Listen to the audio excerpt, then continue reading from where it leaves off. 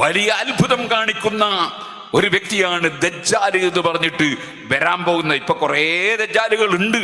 അതിന്റെ വലിയ നേതാവ് ലാസ്റ്റാ വരിക. ആ ദജ്ജാല് വന്നിട്ട് അത്ഭുതങ്ങൾ കാണിക്കും.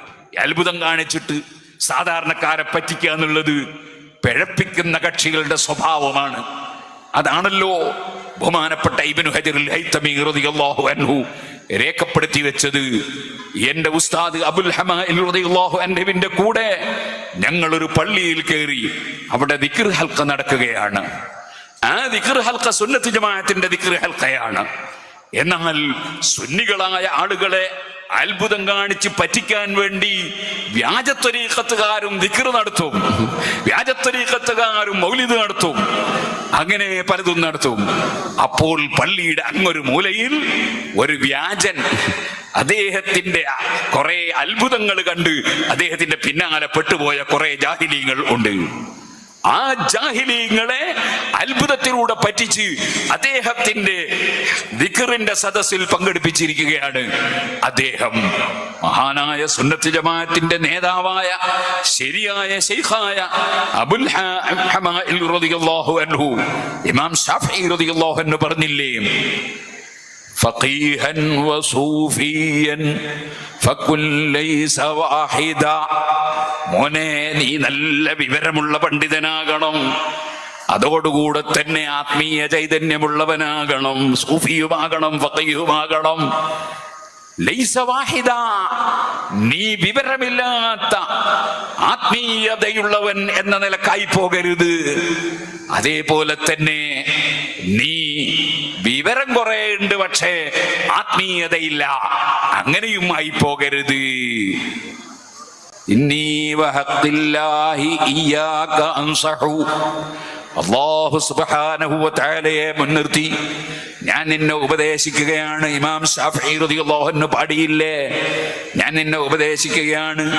അതേ ഫഅലീക ഖാസിൻ ലം യനൽ ഖൽബുഹു തുഖാ. ഓ സഹോദരന്മാരെ, അതേ സമയത്ത് കുറെ വിവരമുണ്ട് പക്ഷേ ഞാനൊരു വലിയവനാണെന്ന തോന്നലാണ്, അല്ലെങ്കിൽ അസൂയയാണ്, വിദ്വേഷമാണ്, വൈരാഗ്യമാണ്, അല്ലെങ്കിൽ ഗീബത്തും നമീമത്തും പറഞ്ഞ് നടക്കുകയാണ്, അല്ലെങ്കിൽ ഫസാദ് ഉണ്ടാക്കി നടക്കുകയാണ്, ആളുകളെ ഈമാൻ തെറ്റിക്കുകയാണ്.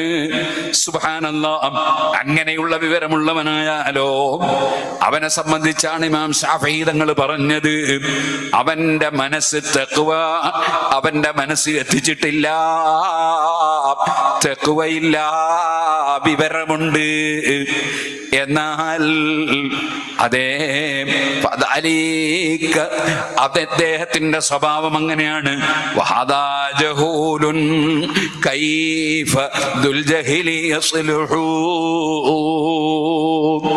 അതേ സമയത്ത് ചില ഓപ്പിരാട്ടികളും ചില ശൈത്താനെ സേവിക്കുന്ന പരിപാടികളുമൊക്കെ പഠിച്ചിട്ടുണ്ട്. ആ ശൈത്താനെ സേവിച്ചുകൊണ്ട് ചില അത്ഭുതങ്ങളൊക്കെ പ്രകടിപ്പിക്കുന്നുണ്ട്. അങ്ങനെ ആ അത്ഭുതം പ്രകടിപ്പിച്ചുകൊണ്ട് അതേ വിവരമില്ലാതെ ആത്മീയതയാണെന്ന് കാണിച്ച് ആളുകളെ പറ്റിക്കുന്ന സൂഫി ചമയുന്നവൻ, അത്തരം ആളുകളെ പറ്റി ഇമാം ശാഫിഈ തങ്ങൾ പറഞ്ഞു, അതേ അവൻ ജാഹിലാണ്, വിവരമില്ലാത്തവനാണ്. കൈഫ യസ്ലുഹു, അവനെങ്ങനെ നന്നാകാനാണ്? അവന് സ്വന്തം നന്നാകാനും കഴിയില്ല, നന്നാക്കാനും കഴിയില്ല. കാരണം വിവരം തീരെ ഇല്ല. എന്നാൽ പിന്നെ വിവരമില്ലെങ്കിലും തിരക്കേടില്ലായിരുന്നു. വിവരമുള്ളവർ പറയുന്നത് അംഗീകരിക്കുമെങ്കിൽ അതിനും തയ്യാറല്ല. അവൻ തന്നെ വലിയ വിവരമുള്ളവനാണെന്ന നാട്യമാണ്. അങ്ങനെയുള്ളൊരു വ്യാജനുണ്ട പള്ളിയില്. അവന്റെ സദസ്സിലുണ്ട് കുറച്ചാളുകള്. അബുൽ ഹമാഇൽ റളിയല്ലാഹു അൻഹുവിന് വല്ലാത്ത സങ്കടം. കുറച്ചാളുകൾ അവന്റെ കെണിയിൽ പെട്ടുപോയല്ലോ, വ്യാജന്റെ കെണിയിൽ പെട്ടുപോയല്ലോ. സുഹൃത്തുക്കളെ, ആലിമീങ്ങൾ അങ്ങനെയല്ലേ? ആലിമീങ്ങൾ എപ്പോഴും ചിന്തിക്കുന്നത് എന്താണ്? എല്ലാവരുടെ ഈമാനും സംരക്ഷിക്കപ്പെടണം. ആരും ഇവിടെ പിഴച്ചു പോകാതെ, പിഴച്ചു പോയവരുണ്ടെങ്കിൽ തന്നെ അവരുടെ തെറ്റുകൾ തിരുത്തപ്പെടണം. അതുപോലെ ആരും പിഴച്ചു പോകാതെ ഈമാനോടെ എങ്ങനെയെങ്കിലും മരിച്ചു കിട്ടണം. അതിനുവേണ്ടിയല്ലേ ആലിമീങ്ങൾ കഠിനാധ്വാനം ചെയ്യുന്നത്. അതിനല്ലേ ചിത്താരി ഉസ്താദ് അധ്വാനിച്ചത്. അതിനല്ലേ കാന്തപുരം ഉസ്താദ് അധ്വാനിച്ചത്. അതിനല്ലേ താജുൽ ഉലമയും നൂറുൽ ഉലമയും ഒക്കെ അധ്വാനിച്ചത്. അതിനല്ലേ നമ്മുടെ പണ്ഡിതന്മാർ ഇന്നും അധ്വാനിക്കുന്നത്. ഓ സുഹൃത്തുക്കളെ, ആളുകളെ ഈമാൻ സംരക്ഷിക്കണം. ആളുകൾക്ക് ഈമാനും തഖ്വയും ഉണ്ടാകണം. അങ്ങനെ ചിന്തിക്കുന്ന അബുൽ ഹമായിൽ റളിയല്ലാഹു അൻഹുവിന് വല്ലാത്ത സങ്കടം. അവന്റെ കെണിയിൽ, ആ വ്യാജന്റെ കെണിയിൽ കുറെ ആളുകൾ പെട്ടുപോയല്ലോ. അല്ലാഹ്, വ്യാജന്റെ പരിപാടിയോ ഈ യഥാർത്ഥ ശൈഖായ അബുൽ ഹമായിൽ തങ്ങളുടെ ഈ ദിക്റിന്റെ പരിപാടി കഴിഞ്ഞിട്ടും വ്യാജന്റെത് കഴിഞ്ഞിട്ടില്ല. വ്യാജന് നീണ്ട ദിക്റാണ്. അബുൽ ഹമായിൽ റളിയല്ലാഹു അൻഹു അപ്പോൾ തോന്നി അവനെ ഒന്ന് പള്ളിയിൽ നിന്ന് പുറത്താക്കണം. വ്യാജന്മാരെ വെച്ച് പൊറപ്പിച്ചാൽ പറ്റൂലല്ലോ. അതെ, ഇവന്റെ യാഥാർത്ഥ്യം ജനങ്ങൾക്കൊന്ന് തിരിയണമല്ലോ. മഹാനായ അബുൽ ഹമായിൽ തങ്ങൾ ചിന്തിക്കുന്നു, അല്ലാഹുവിന്റെ ഔലിയാക്കൾക്ക് കറാമത്തുണ്ടല്ലോ. ആ കറാമത്ത് മുഖേന അവര് ചിലപ്പോൾ നിർജീവ വസ്തുക്കളോട് നീ ഇന്നത് ചെയ്യണമെന്ന് പറഞ്ഞാൽ നിർജീവ വസ്തുക്കൾ തന്നെ അവരെ അനുസരിക്കുമല്ലോ. ഹബീബ് നബി സല്ലല്ലാഹു അലൈഹി വസല്ലം തങ്ങളെ മുഅ്ജിസത്തായി നമുക്കറിയാം.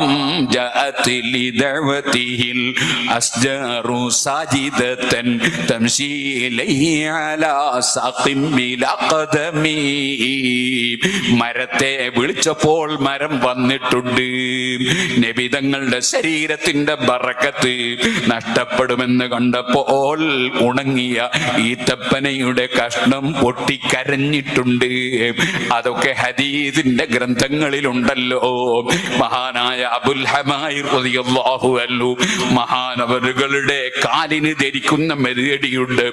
ആ മെഴുകടിയോട് പറയണം, നീ പോയിട്ട് ആ വ്യാജനായ ശൈഖിനെ, അദ്ദേഹം ശരിയില്ലെങ്കിൽ നീ പോയിട്ട് അടിച്ചോടിക്കൂ പള്ളിയിൽ നിന്ന് എന്നൊരു ഓർഡർ കൊടുത്തപ്പോൾ ഇബ്നു ഹജറുൽ ഹൈതമി റളിയല്ലാഹു അൻഹു പറയുന്നു, ഉസ്താദിന്റെ ഓർഡർ കിട്ടിയപ്പോൾ ആ മെഴുകടി അതാ ഓടിച്ചെന്ന് അടിച്ച് ആ വ്യാജന പള്ളിയിൽ നിന്ന് പുറത്താക്കുന്നു. അവന്റെ ചെപ്പടി വിദ്യകളും പിശാചിനെ സ്വാധീനിച്ചുകൊണ്ട് നടത്തുന്ന അവന്റെ അത്ഭുതങ്ങളൊന്നും തന്നെ ശരിയായ കറാബത്തിന്റെ മുമ്പിൽ നേരിടാൻ കഴിഞ്ഞില്ല.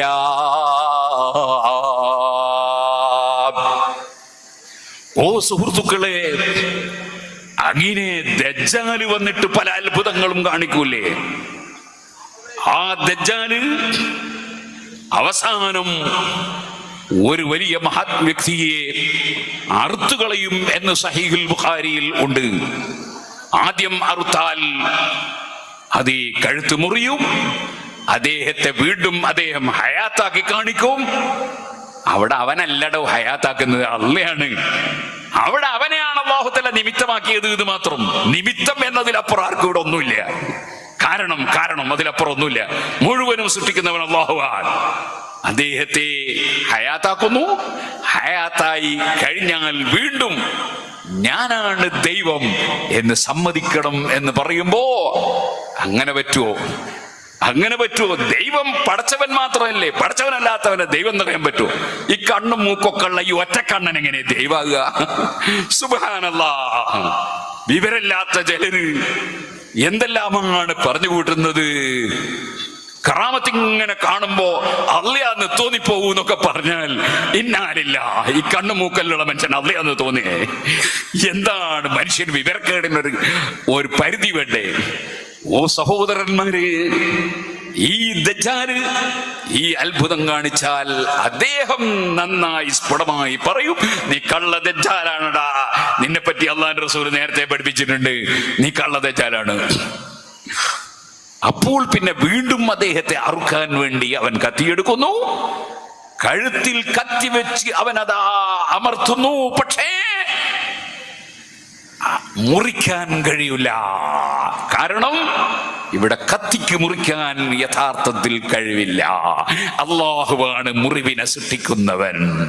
കത്തി ഒരു കാരണം മാത്രമാണ്. ആ മരുന്നാണ് നിയന്ത്രിച്ചത് എന്ന് പറഞ്ഞാൽ മരുന്നൊരു കാരണമാണ് എന്നാ, അല്ലാതെ ശിഫയെ പടച്ചത് മരുന്നാണ് എന്നല്ല. ശിഫയെ പടക്കുന്നവൻ അല്ലാഹുവാണ്.